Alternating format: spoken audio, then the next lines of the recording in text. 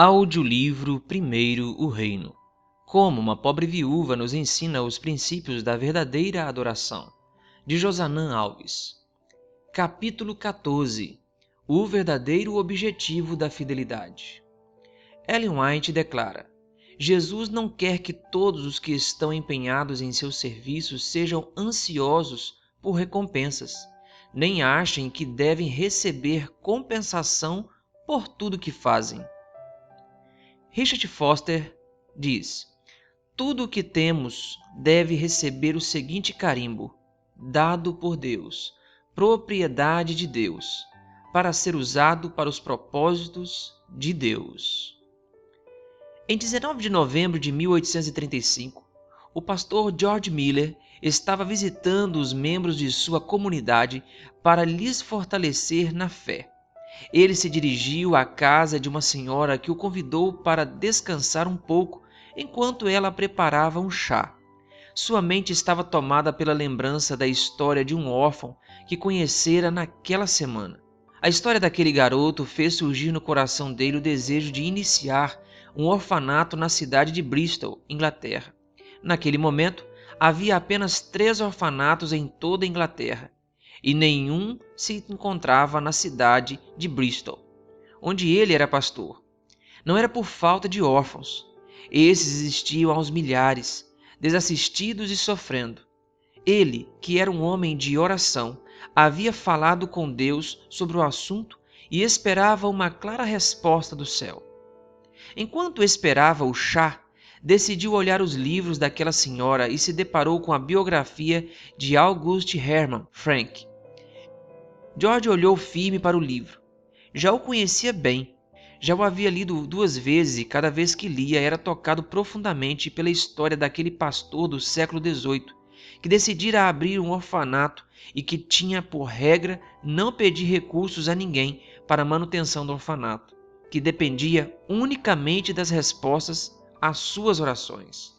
Miller se lembrou de que foi a história daquele homem que o havia influenciado a ter a mesma regra de vida e a iniciar suas aventuras de completa dependência de Deus. Durante o restante da semana não pensou em outra coisa. Seria essa a vontade de Deus para a sua vida, iniciar um orfanato? Ao final da semana ele decidiu compartilhar o plano com seu amigo Henry Craig. O plano já estava totalmente traçado. Ele alugaria uma casa barata no centro de Bristol, receberia entre 20 e 30 crianças que necessitassem de um lar, daria alimento e roupa e as educaria como se fossem sua própria família. No entanto, Henry se sentiu apreensivo e resolveu ser franco com o amigo e lhe explicar o motivo pelo qual ele não poderia abrir um orfanato. "Você não tem dinheiro, Miller", disse ele. Miller respondeu: Frank também não tinha dinheiro. Ele construiu seus orfanatos por meio da oração. Mas ele viveu há 100 anos. Os tempos eram outros, respondeu Henry, um pouco impaciente. Andando para lá e para cá, George bateu o pé firme no piso da casa e disse: "O que você quer dizer? Que Deus perdeu seu poder? Se Deus respondeu à oração de Frank em 1727, ele poderá responder a minha em 1835. E vou lhe dizer mais, Henry Craig. Eu vivo pregando e dizendo às pessoas que confiem em Deus, que orem a Ele, e Ele responderá às suas orações. Creio no que prego. Sei que é possível levantar as mãos e tocar a Deus quando se ora. Eu mesmo já provei isso. A oração transformou minha vida e desejo ajudar outras pessoas a viverem o mesmo." Então você vai abrir um orfanato para mostrar ao mundo inteiro que Deus responde à oração? É por esse motivo que você quer abrir um orfanato? Retrucou Henry. Não, vou abrir um orfanato para cuidar das crianças, mas também por esse motivo. Quero que o mundo saiba que Deus pode, por intermédio de um homem verdadeiramente pobre, fazer coisas grandiosas. Irei reunir 20 crianças num orfanato e não pedirei nada a ninguém. Irei pedir somente a ele os recursos para manter o orfanato. Então, de alguma maneira, provarei às pessoas que Deus é fiel ainda hoje. Assim, começou o primeiro orfanato de Miller, em abril de 1836. com 30 crianças. Em 1870, já eram 5 orfanatos, com 2.000 crianças e 200 funcionários. Ao longo de sua vida, Miller se manteve firme na decisão de pedir unicamente a Deus os recursos para seus orfanatos e, ao final de sua vida, ele relatou que, em resposta às orações, havia recebido 7,5 milhões de dólares para a manutenção das crianças. Acredito que poucas pessoas na história da humanidade viveram experiências tão extraordinárias de dependência e segurança em Deus como ele. Um dia, alguém lhe perguntou: Sr. Miller, você não tem medo de, em algum dia, Deus não enviar recursos e as crianças ficarem com fome? Ele prontamente respondeu: se Deus falhar comigo, eu ficarei muito surpreso, pois será a primeira vez. Essa linda história nos apresenta um vislumbre de qual é o verdadeiro objetivo da fidelidade a Deus. Ela nos lembra de que não são os recursos financeiros que devem dominar nossa vida, mas a vontade de Deus e a dependência dele. Para mim, esse também é o centro da história da viúva. Ela não se permitiu ser dominada pela incerteza dos escassos recursos. Ela foi dominada pela dependência de um Deus poderoso. Jesus parabenizou essa atitude. O verdadeiro objetivo da fidelidade não é recebermos de volta o que entregamos, mas transformar nosso caráter e nos tornar dependentes de Deus. Na história da viúva, Cristo parabenizou o que a maioria das pessoas condenaria. Você provavelmente argumentaria: 2 moedas eram de pouca importância para o tesouro, mas de grande importância para ela.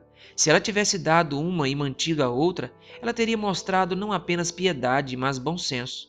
No entanto, aos olhos do nosso Senhor, a entrega dela estava correta e ela foi elogiada por isso. Realmente, as 2 moedinhas não fariam nenhuma diferença na economia do templo. O texto diz que ela lançou 2 pequenas moedas correspondentes a um quadrante. Marcos 12, versículo 42.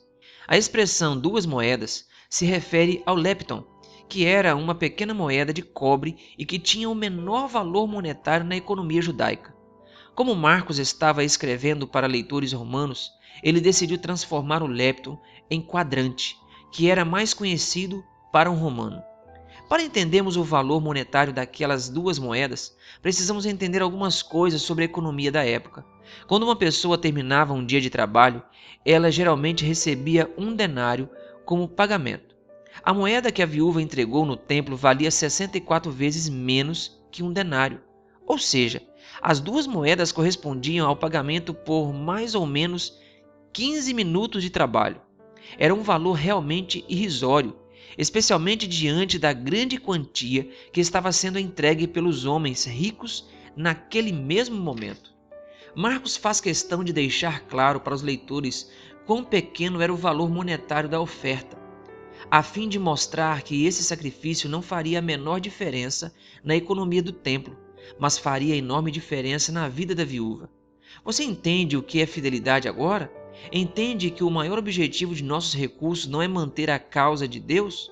O Salmo 50 foi escrito com esse objetivo, nos lembrar de que Deus é completo. Ele não necessita do que tenho para manter sua causa. No verso 10, ele afirma: pois são meus todos os animais do bosque e o gado aos milhares sobre as montanhas. No verso 12, ele continua: se eu tivesse fome, não teria necessidade de dizê-lo a você, pois meu é o mundo e a sua plenitude. Se o principal objetivo que temos é manter a causa de Deus, qual é então o principal objetivo da fidelidade? Veja essa citação de Ellen White: o sistema de dízimos, desenvolveria o caráter e manifestaria o verdadeiro estado do coração. Este é o verdadeiro objetivo da fidelidade: desenvolver o caráter e manifestar o que realmente domina nosso coração. Precisamos entender que o uso dos dízimos e das ofertas é uma coisa e o objetivo deles é outra. Veja, os dízimos e as ofertas são usados para fazer avançar a causa de Deus, mas o objetivo dos dízimos e das ofertas é desenvolver o caráter. Quando entendemos isso, passamos a perceber que Deus não depende de mim. Ele pode fazer vir recursos para a manutenção de sua causa de onde Ele quiser. Ele é Deus. No entanto, quando eu não sou fiel, eu perco a oportunidade de ter meu caráter desenvolvido à semelhança do caráter de Cristo. Por isso, quando falamos de fidelidade na igreja ou para nossos filhos, não deveríamos usar apenas o argumento de que a causa de Deus precisa de recursos e que a missão precisa avançar e por esse motivo precisamos ser fiéis. O que realmente deveríamos enfatizar é o quanto se perde na formação do caráter quando somos infiéis, e quanto o egoísmo toma conta do nosso coração quando não somos fiéis. Imagine, por exemplo, uma criança que recebe uma mesada de R$ 10 de seus pais e devolve R$ 1 de dízimo e R$ 1 de oferta. Ao longo de 5 anos, ela terá devolvido R$ 60 de dízimo e R$ 60 de oferta. Esse valor não é capaz de causar um grande impacto na pregação do Evangelho no mundo, mas é capaz de gerar um grande impacto no caráter dessa criança ao longo dos 5 anos. O mais importante para Deus não é a diferença monetária que nossa oferta fará, mas a diferença que fará ao revelar onde realmente está nosso tesouro. Portanto, sou fiel não porque irei receber de volta, não porque a causa de Deus depende de mim, mas por entender o papel da fidelidade na transformação do meu caráter e na compreensão da grandiosidade do meu Deus. Observe essa citação de Ellen White. Ele, Deus, planejou o sistema de beneficência para que o ser humano pudesse se tornar como seu Criador, com caráter benevolente e altruísta, e finalmente participar com Cristo da recompensa eterna e gloriosa. Entenda sistema de beneficência como a devolução dos dízimos, das ofertas e a ajuda aos mais necessitados. Deus planejou isso com um objetivo claro e grandioso. Imagine uma maneira de nos tornarmos bondosos, compassivos e clementes como nosso Criador. Ele é o objetivo final da santificação e da transformação do caráter. E não se engane, isso passa pela fidelidade a Deus e o compromisso com a sua causa. Hoje, quero convidar você a escrever uma pequena oração pedindo a Deus que continue o processo de transformação do seu caráter e que use a fidelidade para isso. Peça a Deus para compreender a importância da fidelidade para a vida cristã. Acima disso, peça que Ele ajude você a ser fiel em todos os aspectos da vida, inclusive na devolução dos dízimos, das ofertas e na ajuda aos mais necessitados. Após isso, acesse o link na descrição deste áudio aqui no YouTube e assista ao vídeo disponível e entenda como a fidelidade está ligada ao fortalecimento do relacionamento com Deus.